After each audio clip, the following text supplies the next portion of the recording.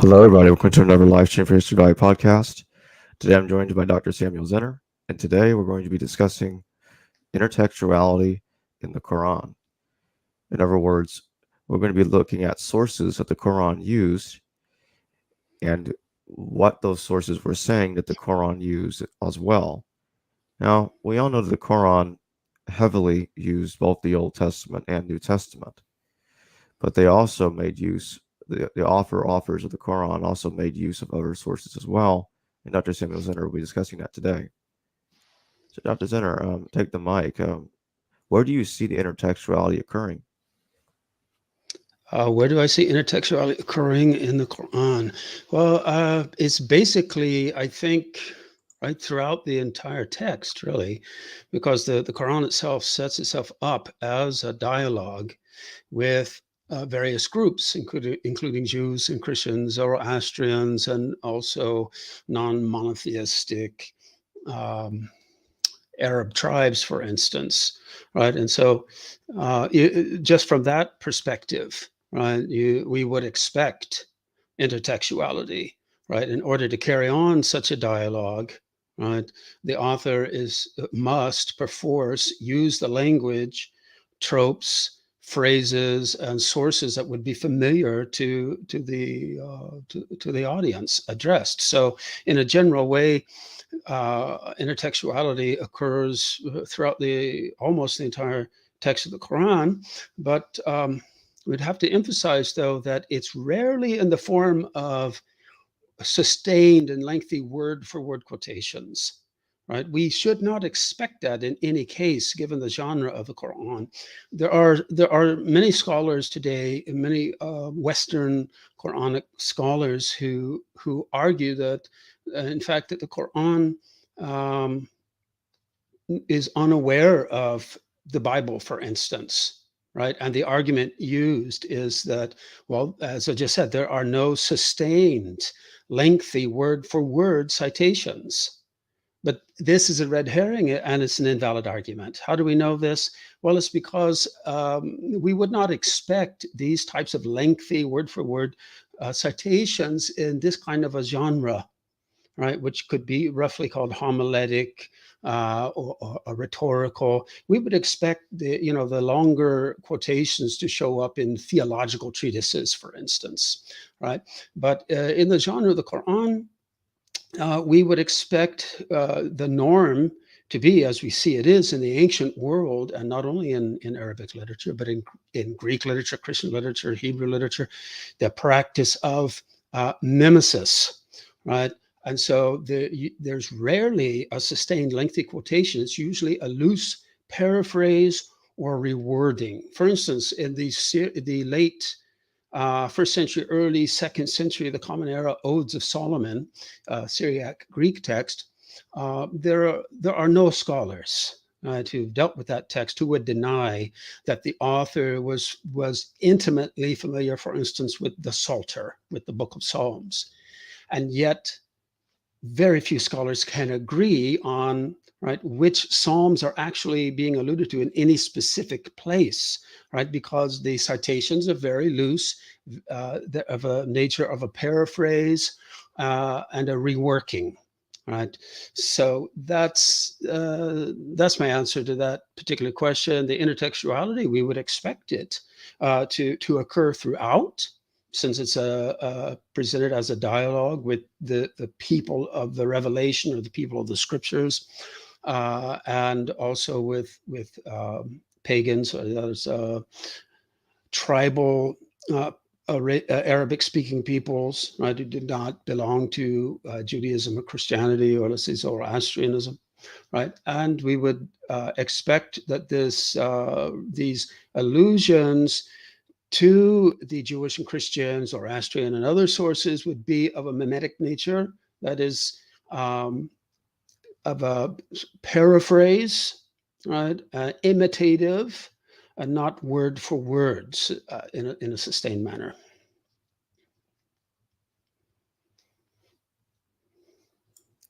Which one of the sources do you think that the Quran uses more often? Uh, you, you,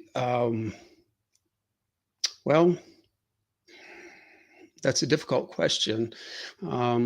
Certainly, there's a uh, heavy use of echoing, what we would call the Bible, but that, both the Hebrew Bible, right, and the Christian Bible, right. So there are echoes, I think, of, if you look at the Bible, there are echoes of the Hebrew Bible, but I also believe there are echoes of the Syriac translation of the Hebrew Bible, which was used by Syriac speaking Christians in the Arabian Peninsula, and this would be why that would be echoed in the Quran, right? Because it's also having a dialogue with those. So, what is so then the question you posed could, I guess, be then made more precise or narrowed down,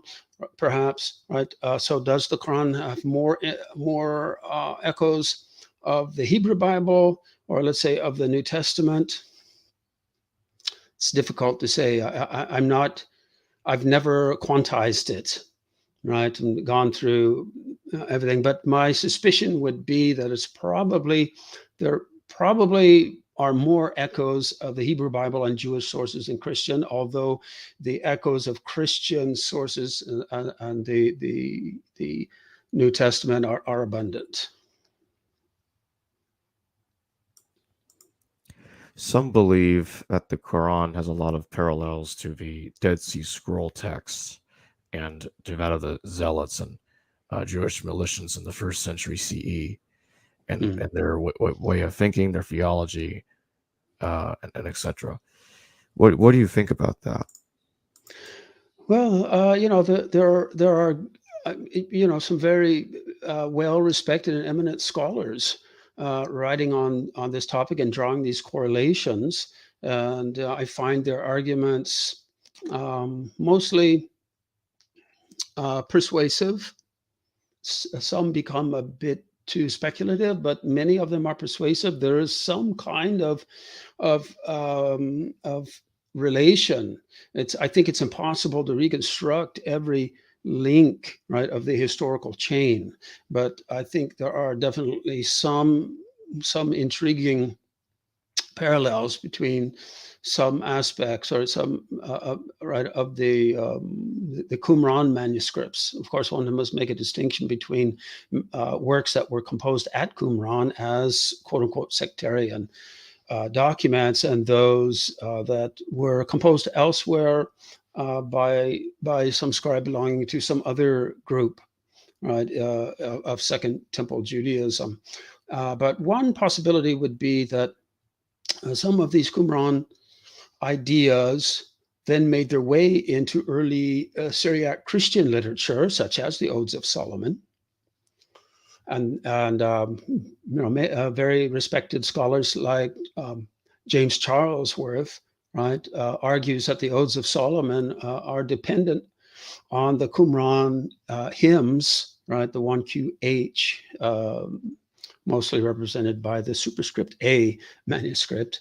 But and so then the various Syriac-speaking Christians, right, carried their literature to the Arabian Peninsula, and so we could probably reconstruct chains of transmission in that way. That seems the most plausible one to me.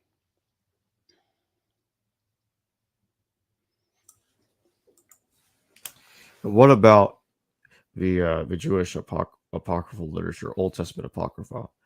Um, Aside from the Odes of Solomon, do you think that the Old Testament apocrypha had, has a bit of intertextuality going on in the Quran? Sure, sure. Again, that could happen through various channels, right? And one of them, everyone knows who works in this field, right? There's abundant knowledge of these Jewish Second Temple, right, extra canonical works, right, among early Syriac-speaking Christians, right? Because their ancestors, or some of their ancestors, were Jews. They, in fact, were the Jews who produced the Syriac translation of the Hebrew Bible into Syriac. right? And so this was inherited by their descendants, some of whom, right, joined the whatever we want to call it, right, the Christian religion by that time, or this Jesus group within Judaism, right? And so it really does look like the Quran is aware of the Book of Enoch, for instance, and that's intriguing because there are early Islamic traditions, right, about the Prophet of Islam sending a group, right, to Ethiopia, right, to speak to Christians in Ethiopia. Well, it's the Christian Coptic Orthodox Church in Ethiopia that preserved the only ones who preserved the Book of Enoch in its entirety in Ge'ez, or an Ethiopic translation, right, made from Greek and probably the original Aramaic as well. But in any case, so yes, I think we do find good parallels, and many scholars think this way. Uh, we find good parallels with, for instance, the first book of Enoch, but it's not restricted to that, right? We could also think of Fourth Ezra, right? This late first century Jewish apocalypse reacting to the destruction of the temple by the Roman forces, right? That happened in 70 of the Common Era, as is well known. So how do we see Fourth Ezra echoed in the Quran? In this way, I believe. We have the name Idris, a prophet, in the Quran. And this Idris, of course, the different scholars have different opinions on what this means, what this name is referring to. I personally hold to the view that it's just a rearrangement, right, of the Greek version of Ezra, right, Esdras, right? So you go from Esdras to Idris, right? So there's a metaphysis, we call it. And so, right, elements of the name get transposed or rearranged. And so we go from Esdras to Idris. And so this is Ezra. However, what the Quran says about this Ezra Idris actually parallels the traditions about Enoch. So how do we get this merging between Ezra and Enoch? Well, if you look at 4 Ezra, that's the solution to the puzzle, because in 4 Ezra, many Enochic tropes and traditions and phrases are attributed to the scribe Ezra. So Ezra gets Enochified, if you will, right? And so again, right, so not only first Enoch, but I believe 4th Ezra, and probably others as well, that the Quran is echoing and reworking for the sake of its dialogue, right? Speaking of Ezra, what do you think about the Quran claiming that Ezra is viewed as the son of the Jewish God in Judaism? Well, right, you can attack that question from 2 different possible vantage points. One would be to take the traditional understanding of that passage, right, and right, that would have its own answer, right? So traditionally, um, like the authors of the tafsir, or the commentaries, the traditional commentaries on the Quran, right, identify this Uzair with Ezra, but I actually don't think it's referring to Ezra at all. Originally, I don't think it was referring to Ezra at all. As I just said, in the Quran, I believe the name for Ezra is actually Idris, right? So this Uzair, which is usually, I think, misrendered or misidentified, let me say that, as Ezra, I think there's a clue to that in the fragments of the a very intriguing early Greek translation of the Quran, right? This has been edited by more than one author in recent years. This goes back to Byzantine Christian sources who have preserved various verses, and sometimes a handful of the shorter surahs of the Quran. Personally, I think that it was a Muslim who produced the most of those translations.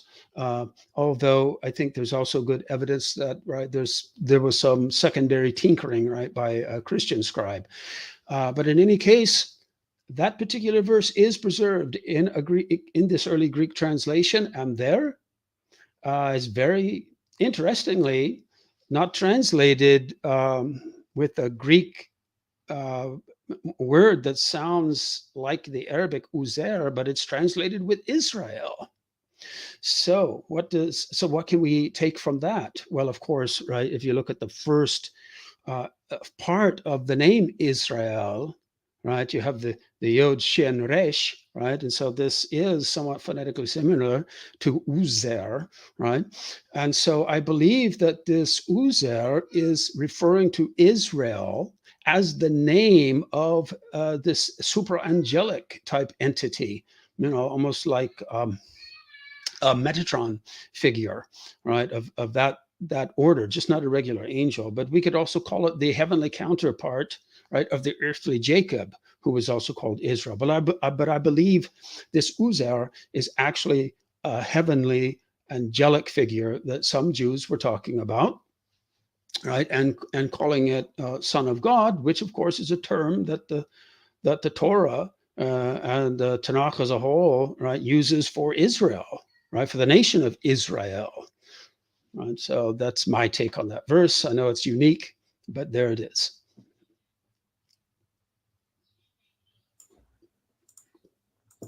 And how do you view the different manuscript traditions about regarding the Quran in general?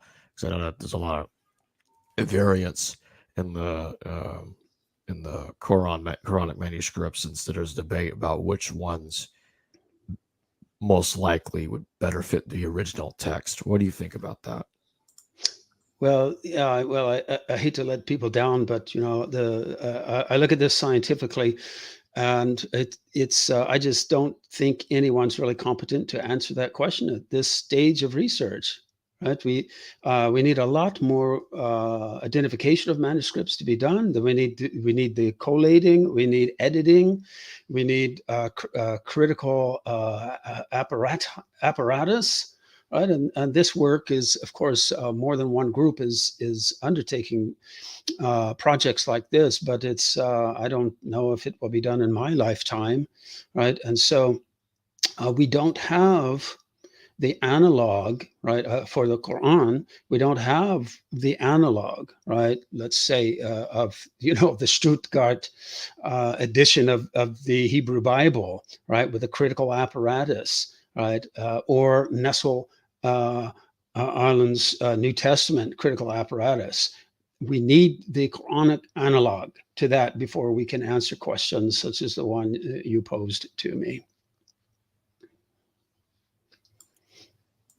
Let me rephrase it and put it another way. Sure.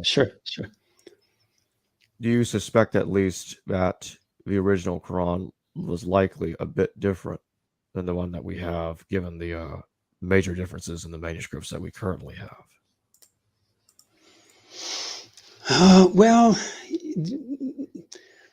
I don't know if we really have. Well, it depends on what you mean by major, because from my viewpoint, I don't think that there really are many major differences in the early manuscripts, There are materials, of course, which have different arrangements of surahs, and yes, to be sure. So if you want to think of major differences as perhaps what we see in the Sana manuscripts, sure. But even there, in the Sana materials, we do have what, in my mind, look like clearly secondary glosses. So those would not be giving us, some look into a more pristine version of the Quran. And this methodologically, I point this out too, strictly speaking, the Quran really refers to the oral delivery, of these messages in oral form by the Prophet of Islam.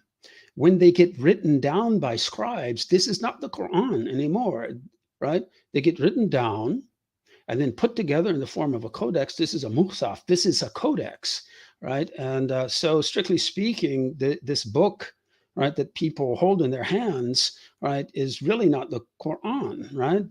This is a codex, right? And there's a specific Arabic term that's used for that. It's not the Quran. And Professor Amdani, he makes a good metaphor for this, or a way of thinking of it, right? So the original oral enunciation, which was the Quran, right? That's sort of like a GPS system in your car. It can tell you where to get live, right? And now when it's written down and in a book form, codex form, it's like a printed map, right? So now it's up to you to look at this map and try to decipher it, and you may or may not be able to make make it coherent in your own mind in order to get where you need to go, right? So that's an important distinction, right? And so you have two levels there: what the prophet originally said, and then the later scribal, right, preservation of that.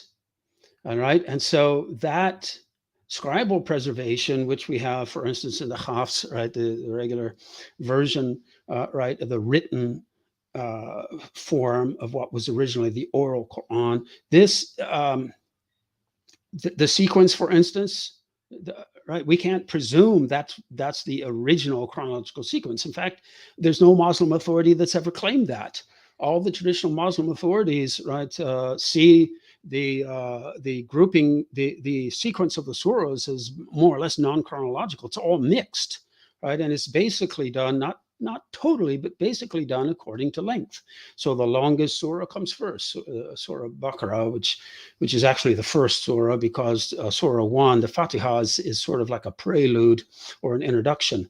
And then, right, it's sort of like the letters of Paul in the New Testament. They're not arranged chronologically, they're arranged according to length, with the longest ones coming first, and always, right, some exceptions, but that's the general rule, right? And so, um, that's you could get into theology, which I don't want to go there, right? So one could argue that, well, the message of God was the oral enunciation by the prophet, and then, how do we know, right, what kind of spiritual guarantees, or right, are given to the scribes, right, who arranged this, right, as a scribal committee, if you will, in a governmental administration, right, of Uthman, I'm referring to. So this was um, a national, if you will, stretching a little bit there, but this was like a governmental structure and administration, right? And this scholarly body, right, is then charged with producing this written codex, this document, right? And so certainly they must have relied on tradition, right, for the sequence of some of this and all of this, but most of this is beyond recovery historically, I think, right? And some of the major differences. Well, it's like, what does one mean by major? Certainly, there are different ways of reading, right, that we see in many of the early manuscripts, right, because it's just like Hebrew, right? If you're lacking the vocalization or the diacritical or vowel points, certain words, of course, right, can be vocalized differently, and then they produce different meanings.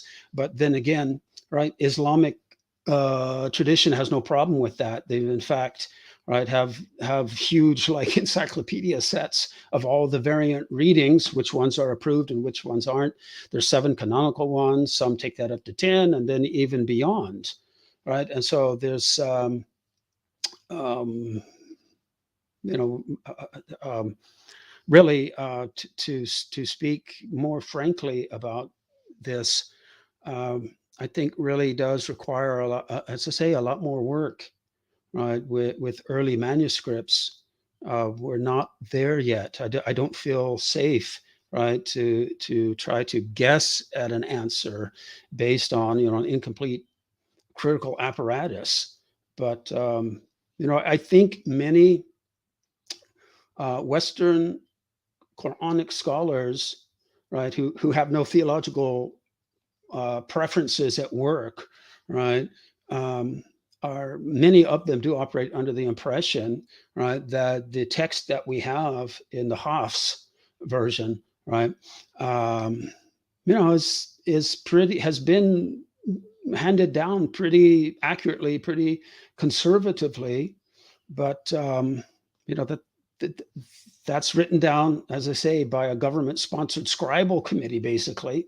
And what happened before then, and then between the prophet's original oral delivery of all of these messages and then the written form, I think that's beyond a total reconstruction historically. It's like trying to get back to the sources, right, behind some of the Torah, right? Once these things like get mixed together, once ancient scribes use different sources and put them together, it's like making a soup.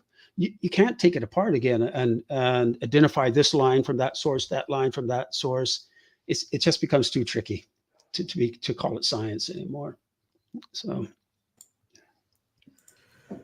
final question: when do you think the Quran was written down? I know that some claim that the Quran was not written in the same century that Muhammad lived. Some think it dates significantly later. What is your position on this? well, again, I mean, there are many conflicting traditions within Islam about this, right? So there are traditions that the prophet could write, but most of the traditions that were later emphasized, claim that he was illiterate, right? And so then the basic claim is that what we have, this what we call the Hafs version, and then secondary to it would be other versions like the Warsh, but the Hafs, this is traditionally attributed to a scribal activity under the reign of Uthman.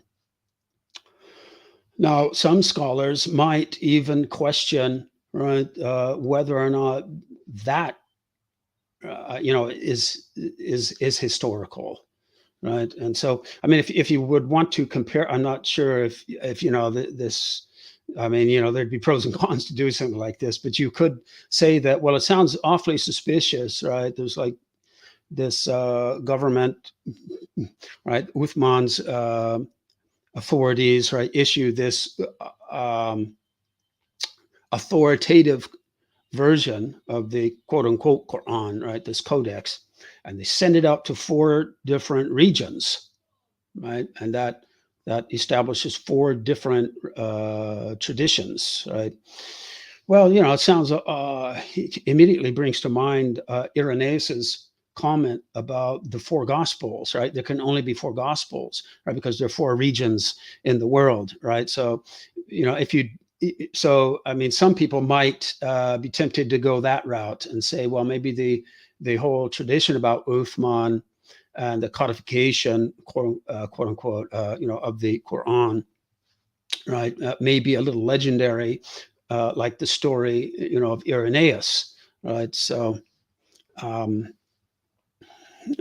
so um, I think it's, I would put it this way. If you look at the lay of the land, right, in current scholarship, right, there is a heated debate, as you know, about the dating of the Quran. And again, I hate to go this route, but I think we need some more data, some more real good scientific data before pronouncing on a question about the dating. And what I'm referring to are the carbon 14 tests, right? Many have been done, and the results are sometimes so bizarre that, in my mind, right, we need someone, we need like a committee, right, to to address this question and somehow find some sound interpretation to these carbon-14 tests, because as you know, some of them date the Quran before the dates of the historical Muhammad, and then right, others are later, others are quite early, right, in the time of nascent Islam. So it's contradictory. So what I would like to see is some kind of scientific committee try to grapple, and try to narrow down these carbon-14 datings.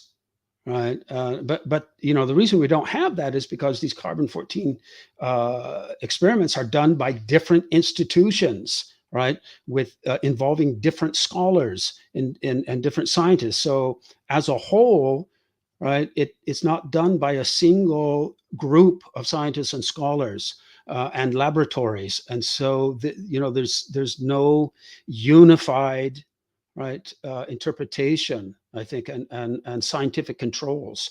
Right, it's very confusing. That's all I can say. But I would say that the danger in just looking at the text as we have it, and then being asked, well, when do you think it was written? Well, without sound scientific evidence, right, that's narrowed down those carbon-14 datings more. The temptation and the danger is that even well-meaning scholars will be unconsciously biased, right, by their own presuppositions, right? And so in order to control for that, right, one of the controls for that would be, not one's literary preferences or one's beliefs, modern beliefs about what ancient literature or literature of the late antique era should be like, right? And that definitely has been imposed on the Quran, right? There are a lot of Western scholars who say, well, that's contradictory, inconsistent. Well, maybe for someone in the West in the 20th century, but maybe not for someone who grows up in the tradition of Semitic language rhetoric, right? And this is basically what we see in the Quran, is some kind of Semitic system of rhetoric, and not even an ancient Greco-Roman system, right? And so I think there's an awful lot of projection of modern presuppositions, right, and models onto some of this earlier literature, and I'm just not comfortable with it.